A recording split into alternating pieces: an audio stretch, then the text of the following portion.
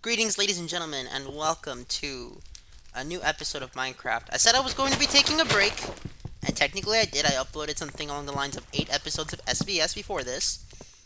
However, Minecraft is a very fun game, and I figured it'd be nice to show it off. I have done a few things on this world, including finishing the cacti farm, and I'm currently beginning work on the mob trap. For the time being, I'm collecting wood because I still do not have enough wood for all the signs that I'm going to need. I'm going to be using the signs for for manipulating the water, because for the time being we don't have access to pistons, and as such I need to worry about how to get the water to move the way I want it to without needing redstone. Because even if I did use redstone contraptions, we don't have enough redstone to keep it fully functioning for the time being. In addition, through here is where the cacti farm lies, and I'm going to show it from the outside because from the inside it's a bit too difficult to move around and quite prickly. Here we have the water trap. I have finally finished it so that I can get out fairly easily and get in fairly easily. But the mobs themselves, as soon as they step in here, no matter what, I'm not pressing anything at all, I'm not holding anything, it'll take them up here, and because this water is not made of source blocks but rather individual blocks, they will just drown here.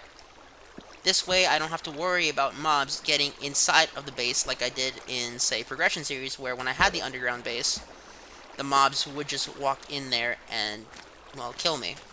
Now this is no longer an issue, and the cacti wall itself keeps them out. I've also decided to put in a glass door here so that I can see the outside world, just to check if there would be any mobs that I need to worry about. And of course, I need to tell you all about these cacti farms that took forever to actually establish, but now that they're here, are really good to look at. I'll show it from the top because from the bottom it just looks like I have a greenhouse, but this isn't really a greenhouse, this is better. Going on top, you can see that I have the water pushing it towards the middle over here. Eventually it'll go down this area, and that's where the cacti will appear on the slab.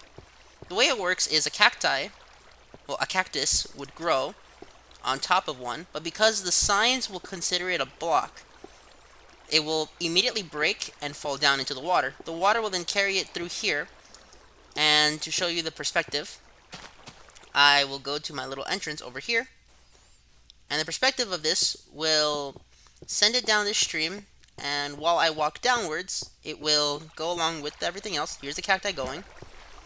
I'm not pressing anything, it'll just send it over here, and that's where it'll end up right there. As you can see, some cacti has already been building because it's completely an automated farm with nothing requiring manual input outside of placing the cactus in the chest. I've also finished a tree farm, although I don't know if I've stated that in a previous episode. I've also begun work on this side of the building, given that this is where the road leads us to. So now I've connected the two islands. I haven't connected them physically, nor will I. Most likely what I'm going to do is keep these places separate, and instead just flatten this out over time, get as many resources as I can get, so that I can work here without the mob spawning. Because over there, the land is too rugged, too mountainous to work consistently, and the sand will eventually get in the way. Here we at least have enough dirt that it won't get too annoying with all the working in progress, and as such it'll be much easier to build over here.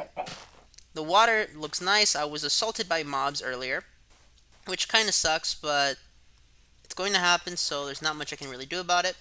As a matter of fact, the mobs assaulting me just adds more character to this world because it shows that I've been here for quite a while. Given that it's nighttime, I might as well go down to show you the rest of it. Jump down here. Whee! Perfect. Now the reason I use 2 instead of 1 is because at this point the game is still a bit buggy, and if I only use 1, there's a good chance that I just fall down without getting anything done and die. So here's the mob trap, and it's still a huge work in progress. But when I eventually finish this mob trap, I'm pretty sure I'll be able to get as many resources from the mobs as I want. The only thing that will not be happening is the attempt of mine to sort the mobs. I don't really care about sorting the mobs because mob behavior changes with practically every update, so sorting it doesn't really work in the long term. I'll just keep them all bunched together and they'll all die by themselves.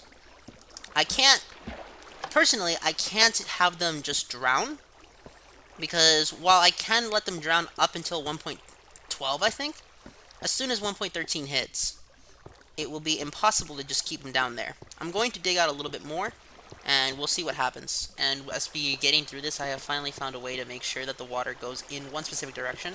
This is why I need a lot of wood for the signs, and part of me thinks I need to start expanding the tree farm because I am not getting enough wood to cover everything that I need to cover. As a matter of fact, not just wood, but even iron and stone. Actually, stone is a material I'm not running out of in any time soon. I have plenty of it, literally plenty of it, but iron and gold, I'm not getting enough of it to facilitate the building of this more easily. And as such, I need to work on methods to improve it. Thinking about it now, I don't think I need to start harvesting more trees. What I think I need to start doing is harvesting more frequently. Because I have plenty of trees, and I have plenty of wood. I just don't harvest it enough. If I did, this would be a lot easier to manage. Therefore, I think I'm actually going to call it here today because this is going to be a short episode. It was mostly just an update episode to catch you all up on what I've been doing. Because truth be told, like I said, I'm doing a lot of things on my own time. And even then, you usually just play Minecraft because I want to play something when I am not recording. So Minecraft is very similar to an update series where I just tell you guys what I'm doing. Occasionally, I will build on screen just to attempt something if I've never done it before. For example, that mob trap is something I myself have never built before, and I'm doing it without any tutorial at all. I'm just guessing how things work and seeing how it pulls out together. I want to point out that I'm going to have this little thing here where I put names on signs. If anyone can tell me what series these sign names come from, I'll be very impressed, and I mean very impressed, because this series is not one that's particularly well known. So it's going to be a very, very unique time to see if people can figure it out. Also, if anyone can type out all the names, I'll be even more impressed. Because it's literally every named character from this series is going to be used in signs. So that mob trap is actually going to have a lot of signs with names on them. I haven't put any names on those signs yet because it's going to take a while. And I've been just focused on building the material instead of just going through it. Therefore, I want to thank all of you for watching this part.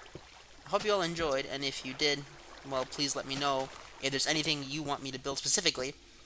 As long as it's something that functions and isn't cosmetic, I may oblige you, because I do like building in this game. I legitimately think some of the most fun in Minecraft comes from building. Perfect. Therefore, I want to thank you all so much for watching, and I hope you all enjoyed.